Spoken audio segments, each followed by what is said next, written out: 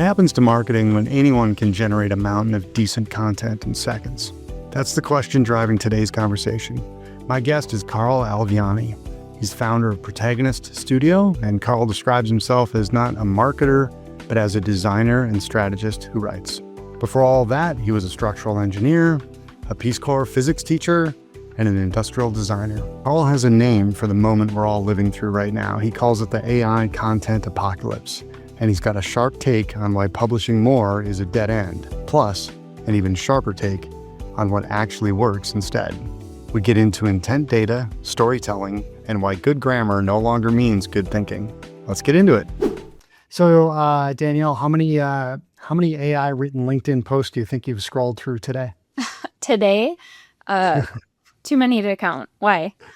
Yeah, I mean, I'm just seeing it's becoming more and more obvious. And there's definitely a movement here going on with quality versus quantity. And it's changing. The whole volume play when it comes to content production, I think is kind of a dead end. And it's starting to hurt people. So I was just curious what you're seeing and how you're approaching LinkedIn. Yeah, I've started really being more confident in just being authentic and be myself and trying not to use AI to help assist with a post. I think now what I like to see is in the comments, you'll see something that's just regurgitated content of like what the post was, and then somebody will just make a bot emoji. And, I think people now are just like calling it out of like, you're not real and this is annoying. And sometimes it's actually a real person, but they have somebody just a setup, where it's just posting the AI content. And I think people are just tuning it out in general. What do you think? Yeah, no, absolutely. And what's nice, LinkedIn, there's ways where you can control your news feed, right? And so if you start to see a lot of that coming out of the same person, it's easy to kind of exclude them from your feed and really hone in on it. People get mad at LinkedIn because they're seeing all these things. What they don't realize is that they can actually control their news feed a little bit more and stay focused on their swim lane or topic or industry, whatever.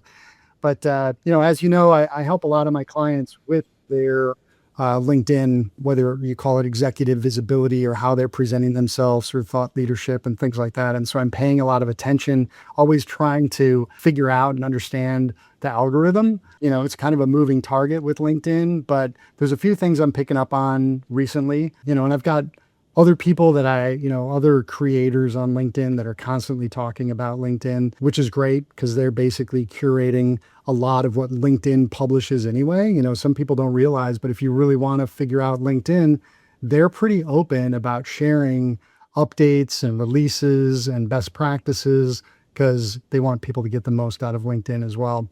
But it's definitely behaving more and more like a traditional social media platform. I'm seeing things that are gaining more traction are the selfies and the quick video takes, especially if they're more human and personal from their own perspective. Those are the ones that, LinkedIn picks up on it immediately, and the volume of impressions goes way over what some of the more traditional posts look like. I've also figured out that timing and frequency and volume doesn't matter as much anymore. It's really just about quality over quantity. I agree. Yeah.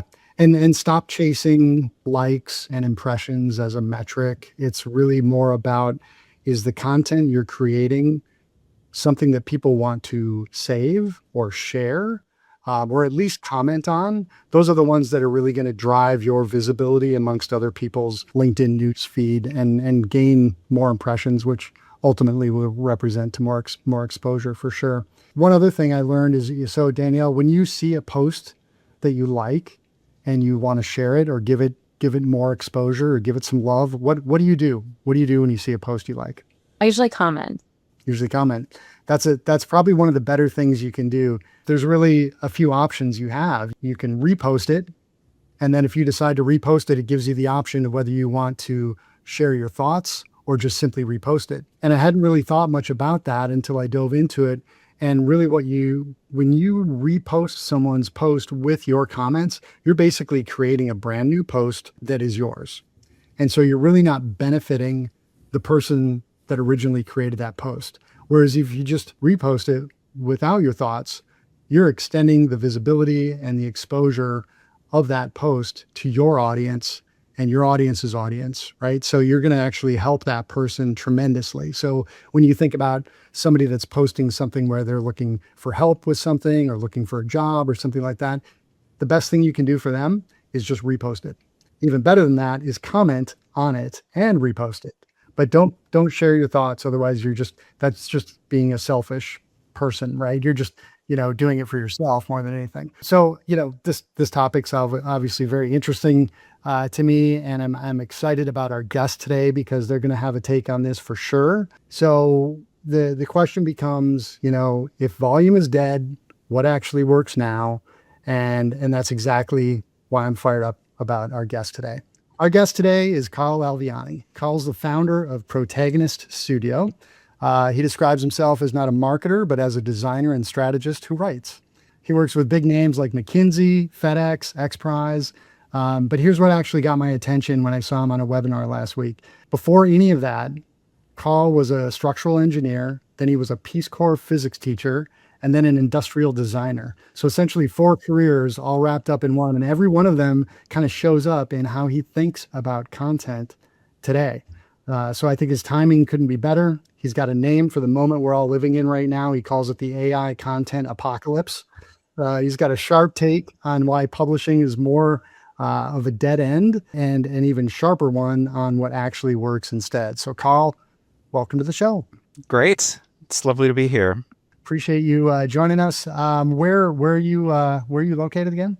I'm in Portland, Oregon. Oh, all right, great. We're actually relocated not too long ago from Scotland, which will actually come up a little bit in this story. So can't wait to hear that story. So, you obviously heard some of the banter we're talking about earlier in terms of LinkedIn. What's your quick take on all that? So the AI content apocalypse is real. I mean, that's one of those things where as soon as I say it, I almost don't need to defend it because everyone knows exactly what we're talking about. I mean, what it basically means is the ability to generate large volumes of reasonably well-written content now is within reach for literally anybody. And that's very new and it happened very fast. And so I think we're all kind of struggling to figure out how to deal with that. And the big shift, so I work in content marketing and have in various forms for about 15 years or so. And the formula for a long time, if you were a content marketing agency, a lot of what you were doing was selling a package that said, you give us, this many thousands of dollars a month, and every week we'll create, 2 blog posts and a newsletter and a case study and, or it'll be this package and it'll be written up to a reasonably good standard, but we'll create so much of it within your area of expertise that when somebody goes and, and searches on that topic, you kind of come up near the top, right? And so that's good for your SEO and it's good for your credibility. And that worked pretty well for a long time because using volume as a filter worked really well, right? Volume was expensive, volume was difficult. And now that it's not, that model doesn't work anymore. So there's been a lot of responses to it. I mean, one of them has just been people screaming that AI needs to stop doing this, which I don't know that that's going to happen. Another one has been, I think, what Danielle was mentioning, essentially just trying to go all the way to the other end of the spectrum and write as human as possible. And you're hearing stories about, people intentionally putting typos into their LinkedIn posts and policing M dashes and things like that. And just kind of writing things that no AI would write, which I think is valuable up to a certain point. But the main thing it does is it just shows that this isn't AI. It doesn't solve the underlying challenge, which is how do you show that you are actually an expert in this field, right? And my focus is B2B.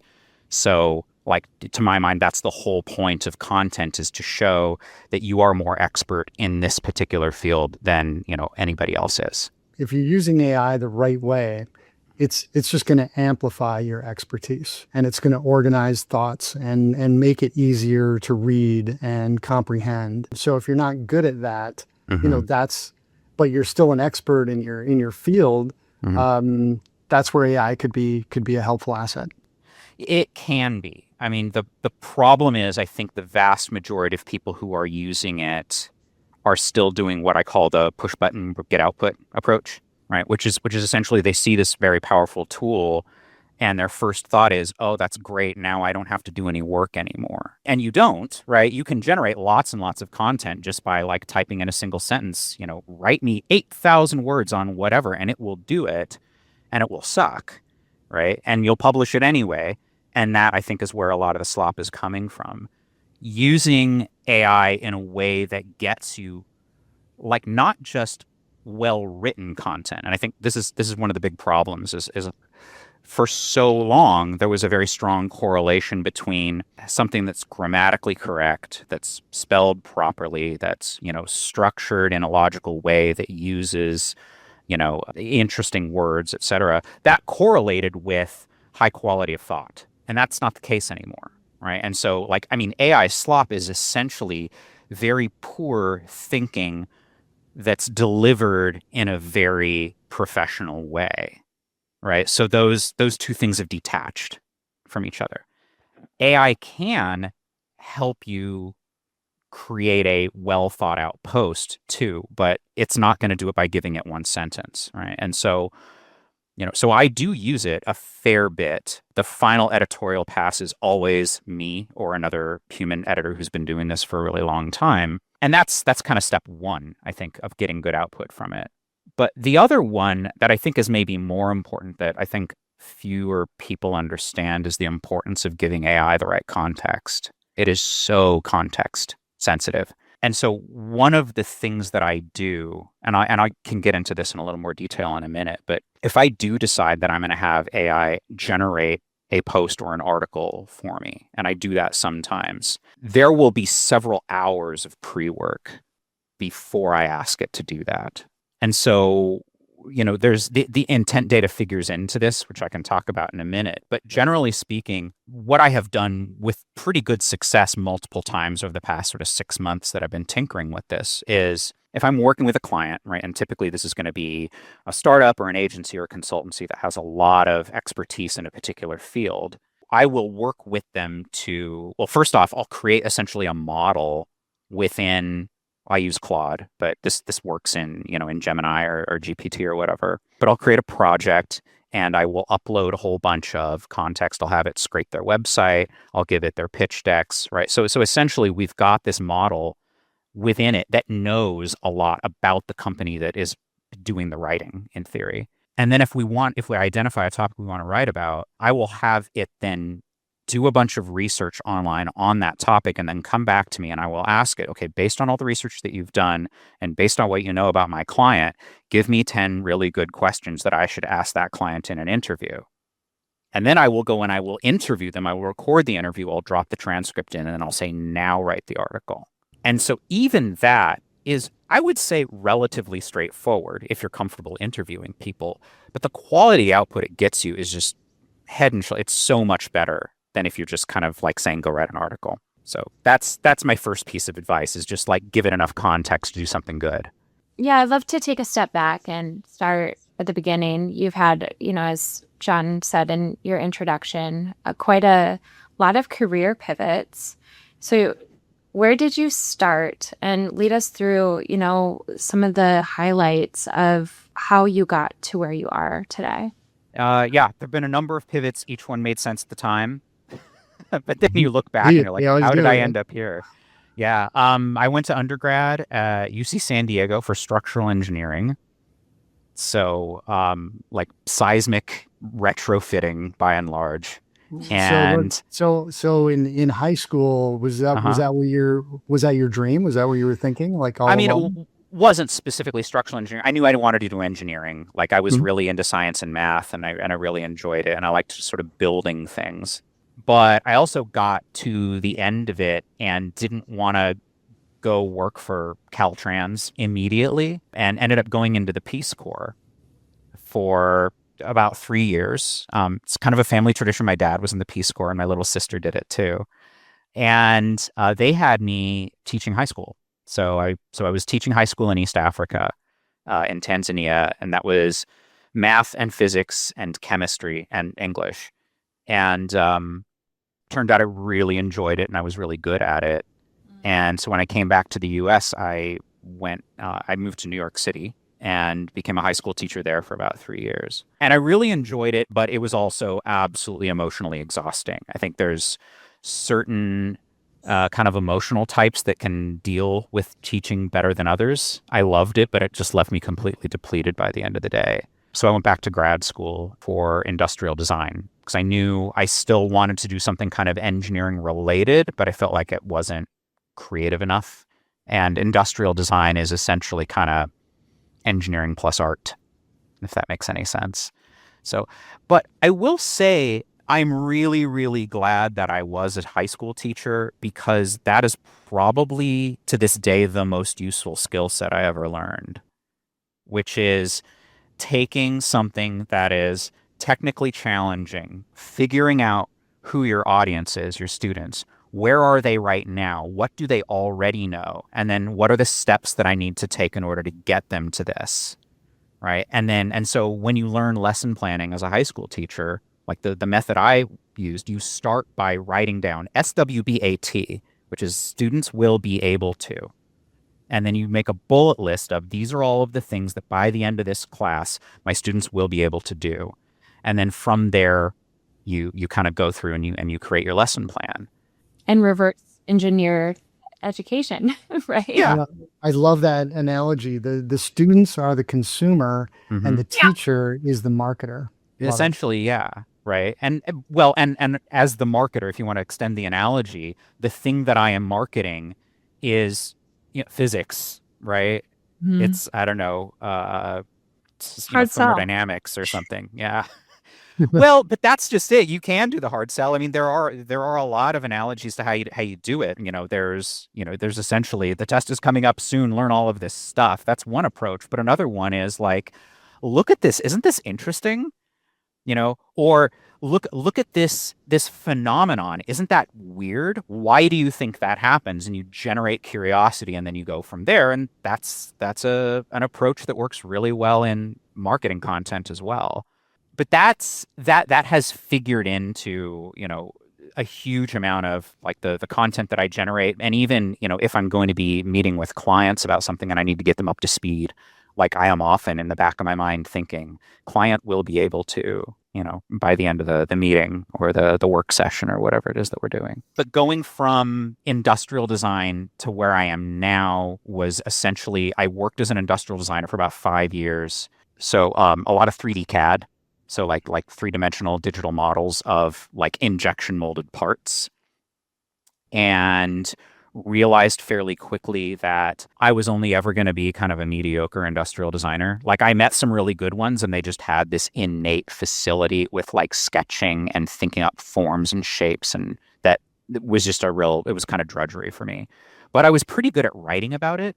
And my thesis advisor in grad school, we had to do a research-based design thesis, which included a paper. And he really liked my writing, and he happened to be the editor-in-chief of, at that time, I think the largest industrial design online magazine, which was called Core 77. And so after I graduated, I worked as an industrial designer, but I would write articles for this website on the side and slowly just started writing more and more and designing less and less until that's all I was doing. And then it just expanded from writing about design to doing writing for design agencies to doing writing for consultancies in general to doing content for startups or basically any client that had some kind of like creative, innovative, technical expertise that they needed to sort of explain to the world. And that's the niche where I am now. And Carl, was that writing exceptional? Did they feel like it was exceptional because it was creative, it was storytelling, or it was technical? Like what stood out in that writing? So, I mean, yes to all of those. I mean, I guess this is where I have to be really self-aggrandizing for a minute. I mean, I think because of the teaching background, I had a reasonably good capability to quickly get up to speed on something that was complicated and then find what was interesting about it and tell that story, basically generate curiosity and then deliver the information that fulfills that curiosity. And so there is an overlap between that kind of explanation and kind of classical narrative structure. And so further along in my career, I started actually studying like the kind of the shape of narrative. And there's a lot that's been written about this, right? I mean, Joseph Campbell and The Hero with a Thousand Faces and The Hero's Journey, like that's one structure. There's also like, if you look at Aristotle's 5 parts of drama, there's a whole body of knowledge out there on like what makes a good narrative and how is it structured, and so there's exposition, you kind of set the current state, and then there's an inciting incident, that changes everything. And then there's rising action, and then there's a climax, and then there's a denouement, and then you reach a new normal, right? So that's a structure that shows up over and over and over again. And I've written some articles about, actually one of the most popular things I ever wrote was a Medium article that was specifically about kind of the evolutionary reason why humans like stories that are shaped this way, which has a bunch of science behind it. And it's really interesting, I think. So is AI following that structure? It can if you tell it to. Right. I mean, like, you've heard the phrase garbage in, garbage out. And I think with AI, that's like exceptionally true. If you tell it, like, I want something that is structured in this way, then it will give you something that is structured in that way. But that requires that you do the work first. Right. I mean, you kind of like, AI is not necessarily very good at figuring out what's interesting about something. It's very good at looking at large amounts of data and pulling out things that are, I guess, unique, like summarizing in very clear ways. But it's still kind of a matter of human judgment to look at that and say, oh, okay, actually, this is the story that we need to be telling. And then you need to have it do that. I would say unique to it, because I just had it help me with something, and it came up with something that was based on a popular song that's not something that we want, not the same energy we wanted for this client. And so anyway, it was just like, oh, that's interesting to you, but no, this is not interesting to humans. So it's funny how I think it's like, oh, that's different. No, but it doesn't understand the context in a way that a human can. Right. Well, this is interesting. So I'm actually working on an article right now for a client. We've created it. So if you use a lot of AI, so in Claude, and there's equivalents in other models, has something called skills, right? And a skill is just essentially a very, very long, very precise prompt that you can just call with a single command.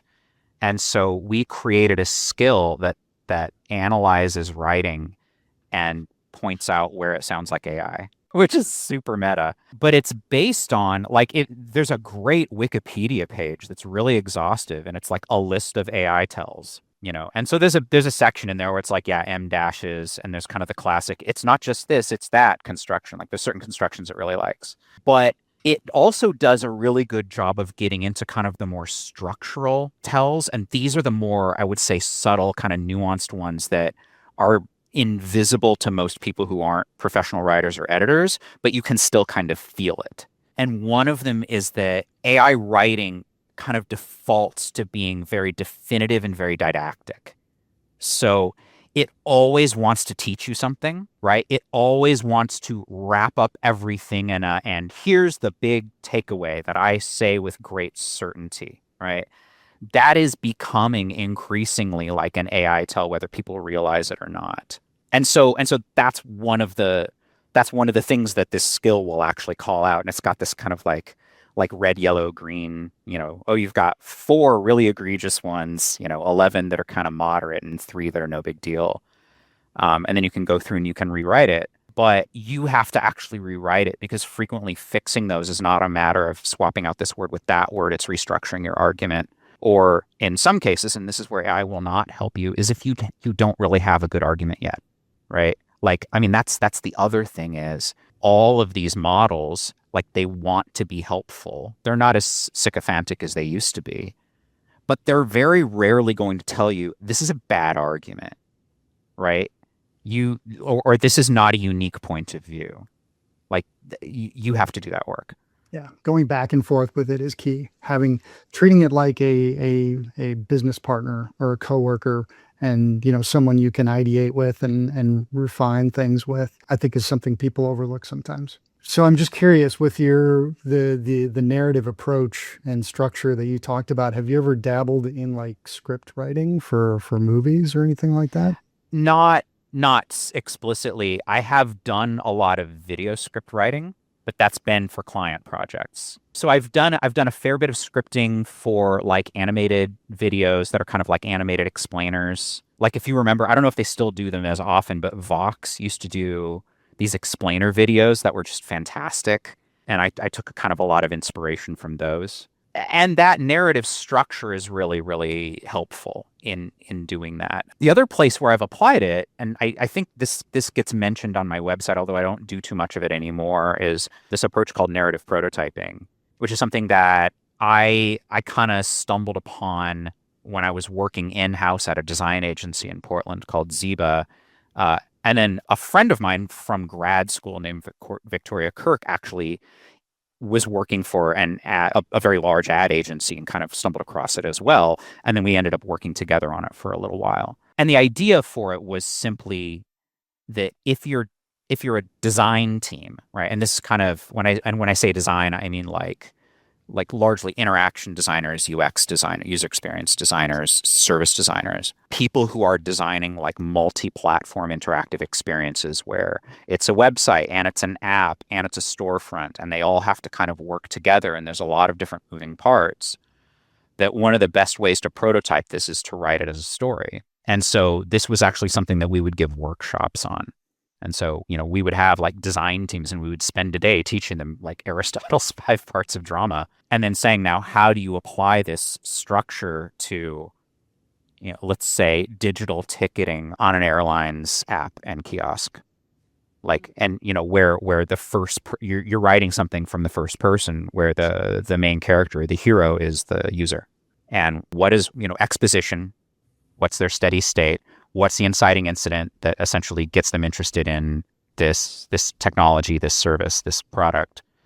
What are the struggles that they have as they try and learn it and develop it? And then what's the climax? What's the payoff? And then what's the new normal? Essentially, how is their life different than it was before they started using it? And thinking through all of those steps and then putting that on paper can be a really, really powerful tool. First off, because it's cheap and fast. Anyone can write, and writing is essentially disposable. And if you study design, one of the first things you learn is that you have to be good enough at sketching and prototyping that you can throw away the bad ones. Right. So it's very, very helpful for that. And also, it's very easy to incorporate new things into it. And so if you write a story of this particular interactive experience, and then somebody says, well, first off, if you show this story to the design team, they will immediately start having opinions. Oh, wait, no, it's not this, it's that. And so you can quickly update it in that way. And then if they come back and they're like, actually, we've been thinking that, we're not going to do, a password-based login. We're going to do it this way instead. You can just change 2 sentences and then it's updated. So it's really useful that way. It's hard to sell that as a standalone service, but it is, I would say, a very, very useful tool that a lot of the best interaction designers I know kind of already use kind of instinctively. You're saying a lot of things that I've been thinking about. I just was traveling and looking at billboards and I was just like, none of this makes sense. There's so many words where I was just like, is anybody thinking about what this actually says or means? It just felt like there is a lot of just not, it's just like we checked a box, we got this up, but there's not a lot of thought behind it. And what I'm hearing from you is there's a framework, there's a lot of thinking about intention, behind what you're saying that I feel like is kind of being lost across the board, even from really, really big brands right now. Do you agree with that? Yeah. I mean, I would tell you, so like I said, I'm not trained as a marketer at all. Yeah. But a lot of marketers aren't trained as marketers either. Yeah, exactly. But I do have a favorite marketing book, which came out, I want to say, 15 years ago. It's called Buying In. And it's by a journalist named Rob Walker, who used to write a column for the New York Times Magazine called Consumed, which was about consumer culture and branding and so on. But he writes it from kind of an outside journalist's perspective. So it's really interesting. And Buying In, like it has a few arguments about basically how weird marketing has gotten. And one of the points that he makes is that in this day and age, and this was 15 years ago, but I think it's true now, the the purpose of a brand is essentially to help people tell themselves stories about who they are, right? I am the kind of person who drives this kind of car. So all of this marketing, they are essentially like props and set dressing in these complicated stories people are telling themselves and telling other people. And I have always found that to be a very useful construction. I mean, even though it's not that, like, that's not really where I work anymore. But when I look at marketing kind of from the outside, as a designer and engineer with a little bit of journalism training, that's the notion that makes the most sense to me. Right. So when I talk about storytelling, I often mean something quite different from what marketing professionals that I talk to mean. I want to make sure we cover off on the intent data piece of it. So I'm going to switch gears here. So Carl, I saw you on a recent webinar. It was really interesting. You were talking about how you're leveraging intent data to help with some of the things that you're writing. Can you expand on that a little bit and tell us more? Yeah, sure. So this is sort of another response to the AI content apocalypse, which is, if volume's not a differentiator anymore, then what is, right? And I'm looking at it specifically through the lens of B2B marketing, and even more specifically, B2B marketing for organizations where their expertise is their selling point, their differentiator, right? So if you can't establish expertise through volume, how do you do it? And the other way you can do it is through targeting, right? And specificity. Essentially, how do you make the content that you're creating as useful as possible and as specific to the needs of your target audience as possible? Because before a year or two ago, my job started after the client had decided what kind of content they wanted to make, right? And so the conversation about, like, frequently I would get hired, they would come in, they would be like, we need to do like these case studies on these things, and we can't find anybody else who can help us do it. But they already knew what they wanted to do. Sometimes they would say, like, help us figure out what we should be writing about or what we should be creating content about. And I'm like, I don't know. What are you good at? Like, what do you know? Like, what? And I would ask them, what are the things that you are qualified to say that nobody else is qualified to say? Right? What are your unique opinions that other people might disagree with? Like, that's a good place to start. And it is a good place to start, but it's not necessarily the most effective thing that you could be writing. The most effective thing you could be writing is the article or the post that answers the exact question that a client who is looking for your service is asking. And that has been impossible to do until very recently. And so intent data was something that I stumbled across at a one-day conference in Edinburgh last year that I just sort of attended just out of curiosity. And one of the presenters was from this company based in London called diagnose. And diagnose does essentially a sort of a front-end dashboard for intent data that comes from this bigger company called Bombora. And if you know intent data, Bombora is kind of like the number one. I think they largely innovated that field. But what they have done, what Bombora has done, is they've formed partnerships with several thousand major online publications, and they track incoming traffic. And then they've created this taxonomy of about 20,000 different topics. So they're quite granular, right? So it's not just AI, it's literally like 700 different things that have to do with AI and implementation and so on. And they allow you to give them a list of topics and like a filter. We only want to hear about companies that, are in these categories and these locations and this size. And I want you to tell me the top 10 or the top 50 or the top 100 companies that are showing a surge of interest in this 10 or 12 topics. And you have to be very, very picky about choosing the right topics, right? The right 10 or 12 out of 20,000. But if you do it right, what you can get is essentially a list of companies that are probably looking to hire a company like you, right? If you're a B2B company. Right. So one of my clients right now is a well-funded startup that's doing small language models for AI. So like on-device AI that doesn't connect to the cloud, which is like a rapidly, rapidly growing field. And it has a ton of really interesting applications, right? AI in your car, or AI for medical or finance where you need to have total control over your data, right? There's a bunch of applications for it. And so we can create a profile where we pick kind of 10 or 12 topics that relate to that specific thing. And then each week we get a list of companies that are doing a bunch of searches on things like edge AI computing, or fine tuning models, or all of these kind of fairly technical things. Well, those are the companies that are probably looking for a company like this one to help them out, even if they don't know that's what they're looking for just yet. But it means that they're in the B2B buying cycle right now. And based on that, and then what I was talking about a minute ago about creating a model of the company's expertise, which is what I do for them.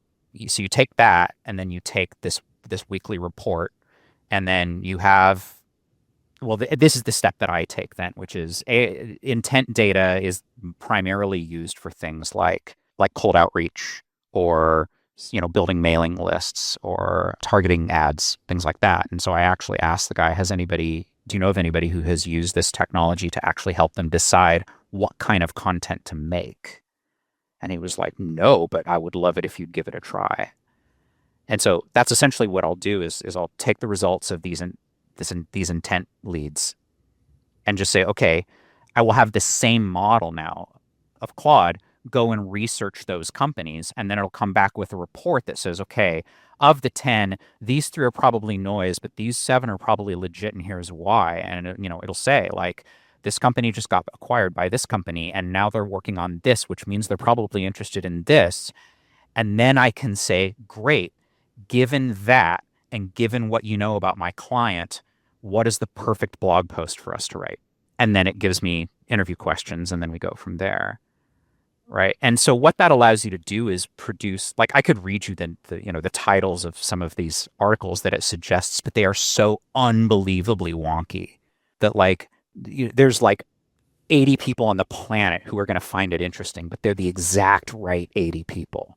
But then the benefit here is that because it's intent data, it's based on actual phrases and terms that people are using to look for content, which means that if you write it in that same way, it's going to benefit you from an SEO perspective, Exactly. an AEO perspective. Right. Yeah. Right. And that's just, well, and the intent search, it's not just keyword searching. And if you go to Bombora's website, they really, really stress this. This is not keyword searches. Like, because I think they're probably using AI and algorithms as well to try and figure out when a company is showing interest in a topic as opposed to just searching a word. But that allows you to create content that is actually useful to people who are doing that. Because, I mean, that's the problem with, even going back before AI slop, you'd find kind of content farms where they're just, rapidly cranking out articles that have the right keywords in them, but aren't saying anything useful. And so that's my goal. I would like the internet to be more useful. Would we all? No, this is all fascinating and insightful. My wheels are turning for sure. I wanted to also ask, what does the Protagonist Studio do? Yeah. So I'm just going to ask you, it's kind of your opportunity to, give a little commercial about your agency, but maybe you can tie in how you got to your agency, and maybe that goes back to Scotland and things like that. Well, so Protagonist Studio is essentially me plus occasional contractors that I work with. There's a handful of other sort of writers and designers that I like to collaborate with from time to time. But to put it very briefly, we do content marketing for expertise-led B2B companies. And the niche that I've kind of worked my way into is I am quite happy to develop content about topics that scare other marketers because they're like really technically complex, right? So like, my top clients right now are, right, I'm working with McKinsey and specifically their AI arm, which is called Quantum Black. I'm working with this startup that's doing on-device small language model AI. I'm working with a fusion power startup, and I'm still working with a design school, actually, that I've been working with off and on for about, God, 11 or 12 years now. And what else? I'm working with Dropbox. I mean, but it's specifically on like the kind of content that they would rather farm out because it's not necessarily part of their area of expertise, right? So they're specifically looking to do content about the overlap of AI and creative work. You have an impressive portfolio looking at your site and some of the brands that you've worked with. That's very impressive. Oh, thanks.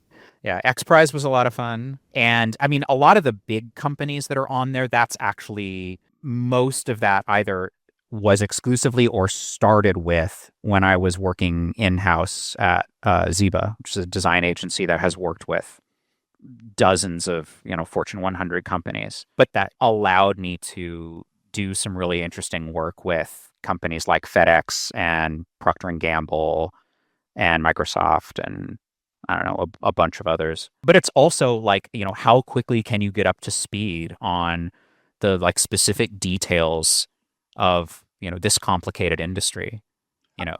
FedEx, I got to visit the super hub in Memphis, which was seriously one of the most mind-blowing things I've ever seen in my life. And then had to develop like an internal messaging system for the people who do that stuff every day. And there's an enormous amount of just like learning what it is that they worry about on a day-to-day basis that you have to get in place before you can start doing any writing, And I think that's what feeds into kind of the AI question, which is before AI, there was no shortcut. After AI, there still is not that shortcut, right? It has made other aspects easy, but the learning what's going on and what the unique perspective needs to be, like that's still there. So you mentioned early on that you had just moved back to Portland from Scotland. So what's the story behind that? That's very long. It's family related. That part's not that interesting. I mean, sort of what's interesting is that I left Ziba and started my own company and have been able to then take that company to 3 different countries. Well, I guess back to the US, but I started it in the US and then I moved to the Netherlands and I lived in Amsterdam for 3 years and then moved to Glasgow for 4 years. And now I'm back here and it's been Protagonist Studio all the way through. And that's primarily because it's the kind of work that is, almost completely location agnostic. And, it can always be remote and you can do it on your own schedule, which is really nice. So, I mean, I guess the other, I don't even know if this is interesting. The entire time that I lived in the UK, I think I only had I had 2 British clients. Yeah, it was still almost entirely US based. And that was a really interesting learning experience, which is, international borders don't matter as much as they used to, especially once you get above a certain size of organization. But when you're working with kind of smaller companies, and my clients tend to be, I don't know, in the 10 to 100 person range, there's a really big cultural difference from country to country. I mean, and I met some like really, really really talented, really thoughtful, people in the UK, but there's definitely more risk aversion there. And the other thing with the UK is how intensely centered the economy is in London, right? So, I mean, like to a degree that doesn't really exist in the US. I mean, the US, you can say, well, New York's the biggest market, but New York is one of several kind of poles, and, you have the Bay Area for tech and you have LA for, entertainment and a bunch of other things. And you have, Chicago like has the headquarters of a bunch of companies. And we have all these different kind of centers and regional centers. And the UK, it's kind of like London or nothing. I mean, I think they keep trying to change that. But if you look even at the startup ecosystem, the investment, it's like way over 90% of all the startup investment is in London in the UK. And it's hard to break into. I've worked with some people in Europe, and also just the pricing is way different. In the US, we pay a lot more for marketing services specifically and personnel. It's way different. So when you give a quote, they're they do have sticker shock sometimes on things that in the US, so just like that's normal. So I think that can play a role into it as well. Let me do one quick take. So just kind of a if a marketer listening right now wanted to steal one idea from you and how you work and use it, tomorrow morning, well, what would you tell them to start with?